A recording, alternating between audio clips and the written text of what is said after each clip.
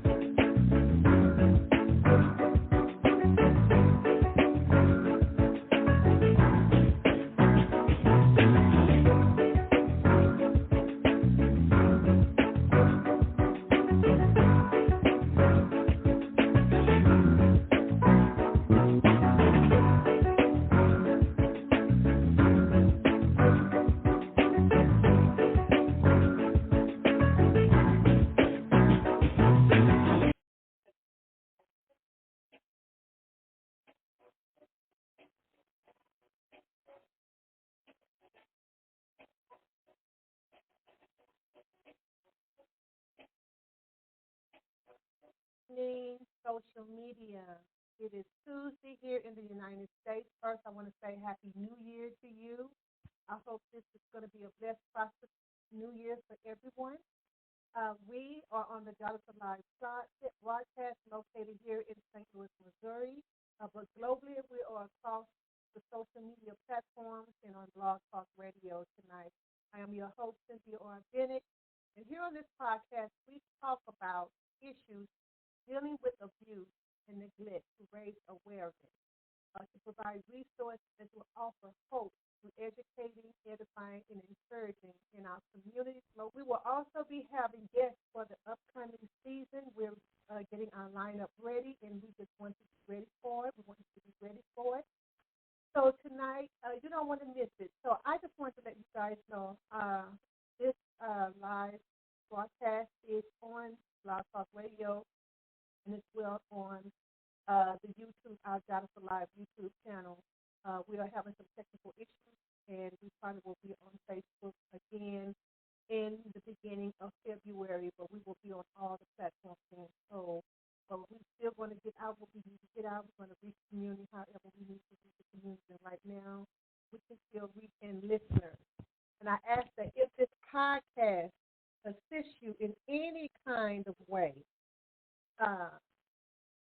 that for you or your family or your friends, we ask that you like and share. We ask that you like and share the broadcast. Like and share. If you're on our YouTube channel, subscribe to it. On our YouTube channel, we ask you to subscribe to it because we have information out here that we want to just share. We just want to help each other out. And the Jadaas organization is also asking you to take time out of your busy schedules and go and visit our website at jadaas.org. Right now, we are having issues with Facebook, but we can still get the information to you. And this is to raise awareness for the children and the women we work with. And if you like the cause, we ask you again to like and share if you're on Facebook, and we're asking you to subscribe to the channel on YouTube, because you never know who down your timeline or who are your friends and stuff and your family who may need this information, and then you can be also a resource advocating via social media to help them. So for more resources and for questions, we're going to visit our website at www.jadaas.org. You can go there. But before we get started, I do have a couple of really brief announcements I want to keep for you, because we want to get as many in our event. But we also have a change in location with our weekly support group session. And so here it is, our sister says it is on Wednesdays on site. This week, it's still going to be here. You still need to call to get in. But after the middle of January, we are going to be going to another location because of the room. We need the space because the women are coming. They are helping. They're helping me. I'm helping them. We're sharing. We just want you to be a part of it, but we also want you to be safe and secure. You're safe as we're in, and I'm sitting in it right now. but because of the confined space and the constant, the growing of the support group session, we are moving it to our resource center, which is still the same safety and security measures there. So, again, if you want to be a part of the sisterhood group, hit me up on Facebook, instant message, go to our web page and get that information to us, okay? So our next one, I really want to talk about this. It used to be the developer, but it's called the developer in him because, you know, we decided we want our young men to be a part of this as well. Of course, we helping women. And women that have children, they have not only girls, they have boys too. And so we don't want to leave them out. And so our upcoming spring session will be in March. It is 4 Saturdays. And we are also in talks with another facility where we have a couple of instructors that will be dealing with the men or the young boys. And this is to teach about entrepreneurship and as well as teaching how to build apps. That's to combat social, that's to combat financial abuse, but also to give them some information and basic understanding of how to create mobile apps. And if that's the area they want to go in as an entrepreneur, they can start their own business, or if they want to go into that type of field in technology, we just want to give and letting them know that we are paying you for your knowledge, and that you can get paid for your knowledge, for what you know. And so we're just want to plant that seed in them. And so if you know any boys or girls from the age of 10 to 18, please go on our website. It is already up on our website, and register them. All we're asking you to do is to commit to 4 Saturdays, and that's dropping them off and picking them up. We don't even want you to stay with them because we want to make sure we don't have a lot of unnecessary distractions. And so if you could just commit to those 4 Saturdays that we have, we will appreciate it. They get fed breakfast, they get fed the snacks, they have the laptop and whatever else they're doing during those 2.5 hours, 10 to 12:30 that we have them, so that they can focus on the task that we have at hand. So again, this is our upcoming Developer in Him Spring 2023 course. Please go out on our website at jadaas.org and register your son or your daughter or your loved one for our upcoming session.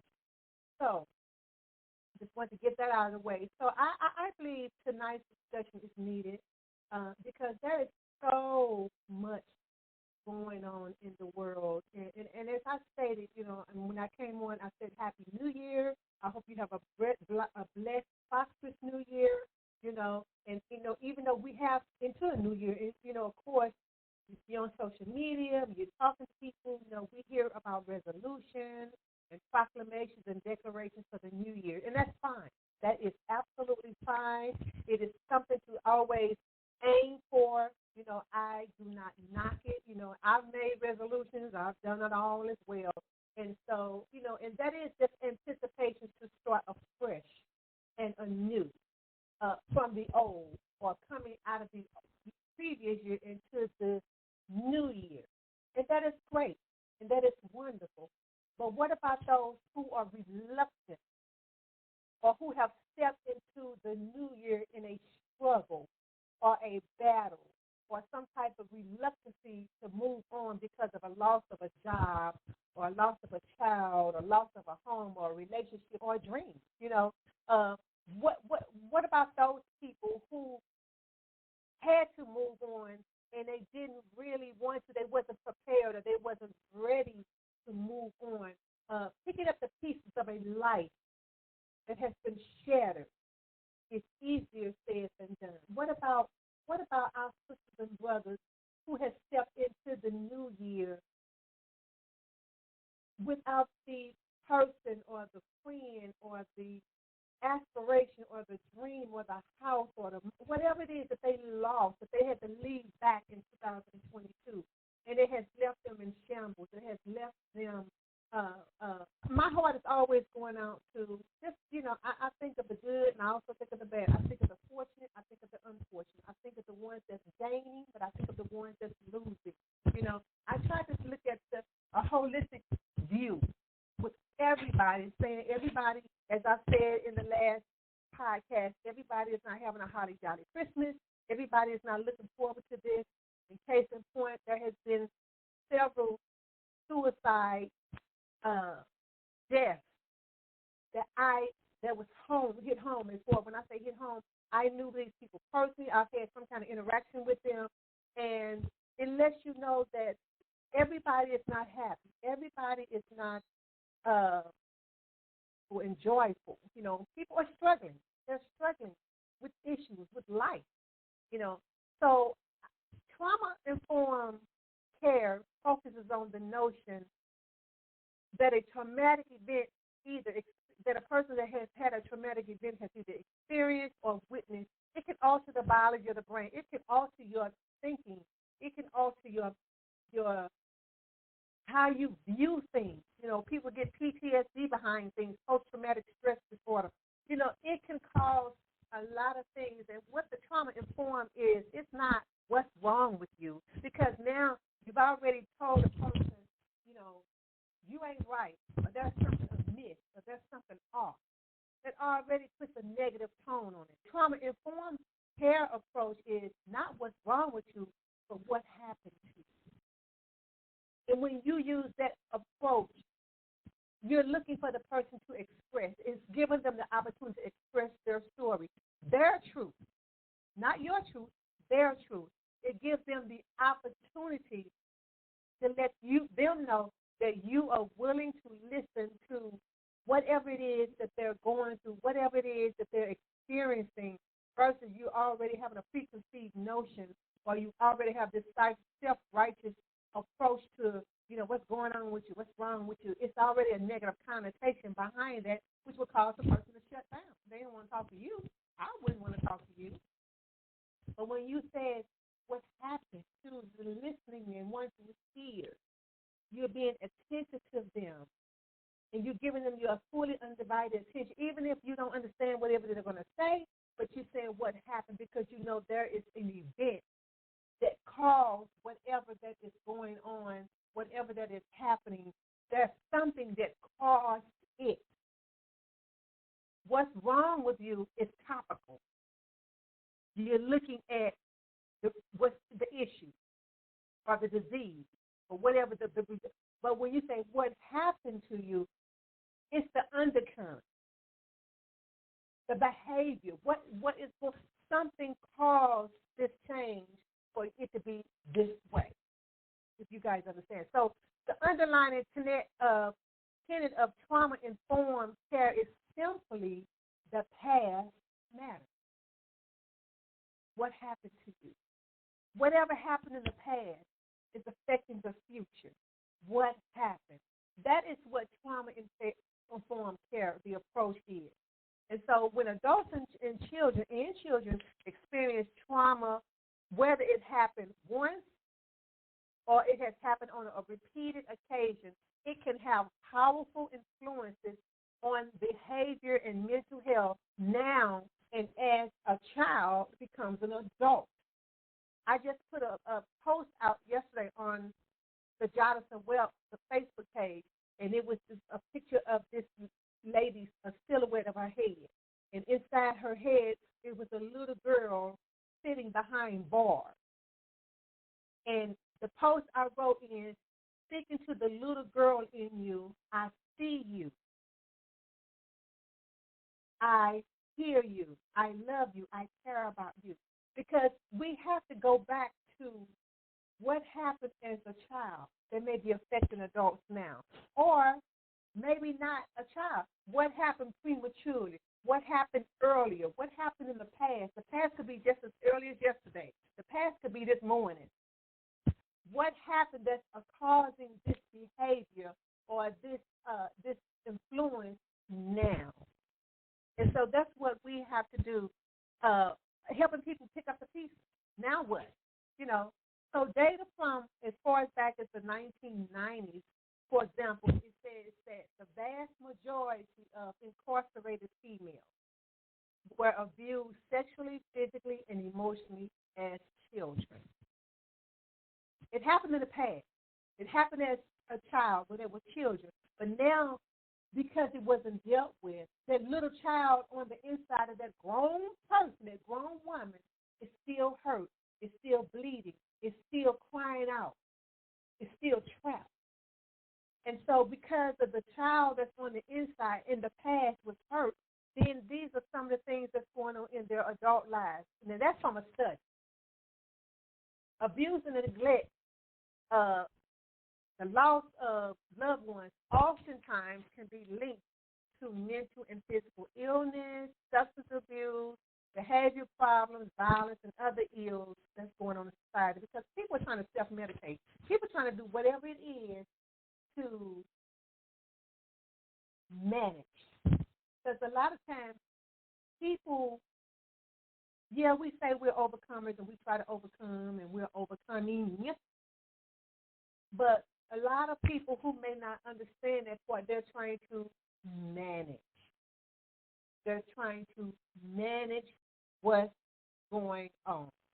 You know, and even if you may not have had a situation yourself, even when you witness something, witnessing an event of somebody else can create misery, can create anxiety, can create, for example, just last night, I know everybody in the sports world that was watching Monday Night Football saw Damar Hamlin, who is the safety for the Buffalo Bills, tackle, I think his name was TT or T, somebody, Hope, I don't think his name, tackled him, and when he tackled, he got up and then he immediately fell down. I saw the whole thing, and I was like, wait a minute, what just happened? You know, I'm thinking, well, maybe he got dizzy. Maybe he got up too quick, because sometimes, you know, you get up quick and you're still dizzy.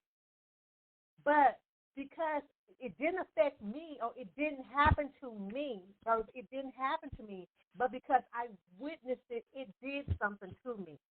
It affected me. It affected my husband when we were sitting there watching it. We was like, oh, my God. And we just started going into prayer, and we were just thinking about, we was looking at the players' faces. We was looking at how they was handling. We was looking at the anguish, and they were crying and stuff. That did something to me, and I'm sitting on in St. Louis on the television screen watching this unfold, and it caused misery. It caused a panic. It caused sadness for everybody in the sports world, everybody that was looking at it, everybody that read about it, and even those that didn't look at it but they read about it. It created. You see people on Facebook, on social media, prayers for Damar Hamlin. Pray for them. You know, because people were traumatized just by witnessing it. Just by witnessing it. You know, so, and it's no secret that trauma can change a person's life in an instant. In an instant, it can change a person's life.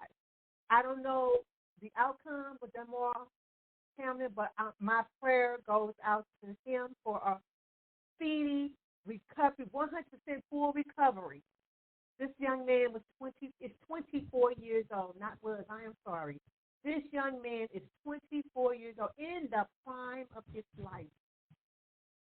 And so I'm praying that he has full recovery, that he recovers fully and wholly, that there be nothing lacking, that there be nothing amiss, that he gets all his faculties back as newer than before, that he's even better than before. Whatever that happens, that he's even better. That is my prayer for this young man, because that was traumatizing for me.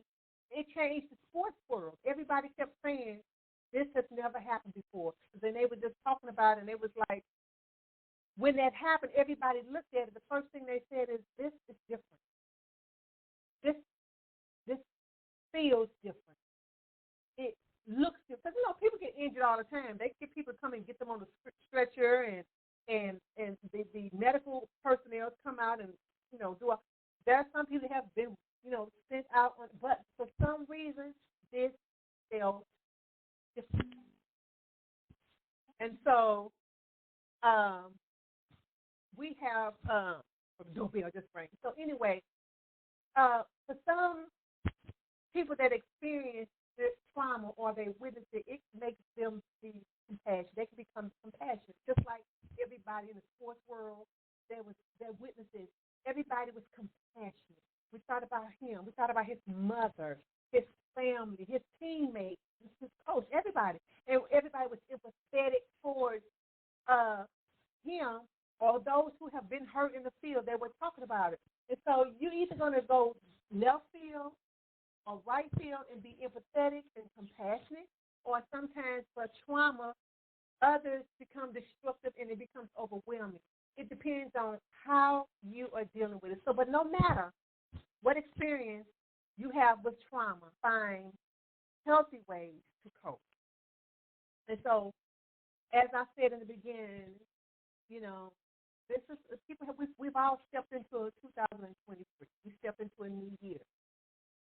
But some people are trying to pick up the pieces from 2022. Some people are trying to pick up the pieces of a shattered life. Somebody is trying to pick up the pieces of a lost child, or somebody's trying to pick up the pieces of a death or a divorce, or, you know, loss of homes and money and dreams. Some of the ways we can cope. You know, some people get therapy, medication, and self-care. All of these things are helpful, but it is important to do what feels right for you and to reach out for help if you are struggling. And only you know when you are struggling. You don't have to tell everybody, but you know. And some of the things you can do to help a person pick up the pieces is supportive relationships from family and friends. That can help shield from the effects of trauma. And it can also build resilience to help overcome and confront challenges. It can. Picking up the pieces. How do we can help? Also, stay connected with you, those who are trying to stand by your side. You know, a lot of times they may not have the answers. That's okay.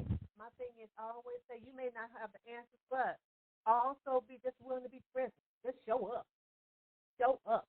Showing up is half the battle for some people, because it lets you know you spend time, you took time out your schedule to come see about little old me, to come see about me. Just show up sometimes. We're not asking you to act like you got all the answers or you have answers for everything. Sometimes you can say, you know what, I don't know. I'm just here. I'm here for you. I'm here to be here with you. I'm here to go through with you. Find healthy activities that help with self-expression.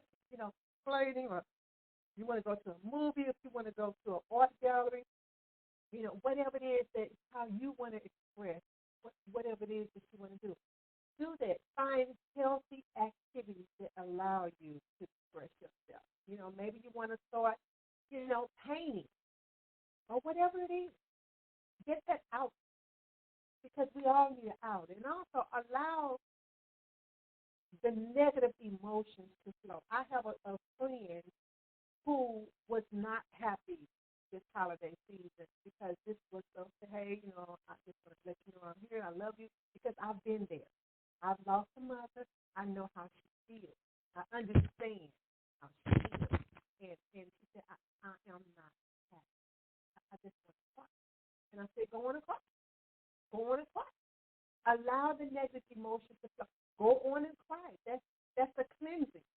Because if you don't, you're going to build it up in you on the inside. And then a lot of times when we feel stuff on the inside, we start having our bodies start rejecting and going through things, and that's how we get sick, and stuff happens to us. Allow the negative emotions to flow. They are there for a reason. And so that's what I told her. You want to cry? Cry. And I was there for her when she cried. I was there when she finished crying. Because that is something that she needed to do. Let it flow. Don't try to hold back, because guess what? It's going to come out another way, and it's probably going to be even more destructive another way, because you try to suppress an emotion that's given to us. And also engage in self-touch. Take you where you want to go, where you don't want to go, who you want to deal with, who you don't want to deal with. Understand that. Engage in self-touch. Take time to relax. Take time to just have time with yourself. Meditate. Whatever it is you like to do. If you want to listen to music, jazz, or whatever it is, if it's self-care, engage in it, and engage in it often. You want to go get a massage or a spa day? Do that. But engage in self-care, because nobody can stay on team all the time. You cannot. You'll be doing yourself as you want to move or do whatever it is designed to do. That is the same way with a human body. We cannot stay on 10 all the time. Engage in self-care, help yourself, do what you're going to do to make sure you can heal, to make sure you can move into 2023 as gracefully as you know how. As gracefully as you know how. Even though you hate that you had to leave some things, and absolutely, I understand. I understand. So this is where we are, and we have to move forward. And we want you to move forward. I'm here for you. So if you or someone you know needs help, reach out and get help. Reach out to somebody. Talk to your friends, your family. You can call us. You can reach us at jadasa.org, jadasa.org. You can go to our YouTube and subscribe to our Jadasa Live. You can go to our social media platform, comment, and go into messaging. You can do all those things. You can call our 800 number at 1-800-292-2145. You can also find resources and support services in more than 205 countries. If you are so happy to be watching this podcast and you are in another state, you are in another country, you are on another continent, there is services that can help you, resources and support in more than 205 countries. And it's called the No More Global Directory. And you can go there to www.nomore, who needs to be left behind, some issues and things, but those that we did not, things we had to leave and go forward and leave families. And when I say families and friends, I'm talking about people that have died, things that we didn't want to, and we just had to move. We had to move forward. We're here for you, to help you pick up the pieces, because lives have been shattered. And it's not going to always be the same. It's not. I'm not going to tell you anything that doesn't make sense. Do I remember them? I remember them every day. Think about it. But I managed to move forward because I'm still here for those that we husband and children and my family that's here. I'm still here for them as well. And so I want to leave you with this Jeremiah 29:11. It says, "For I know the thoughts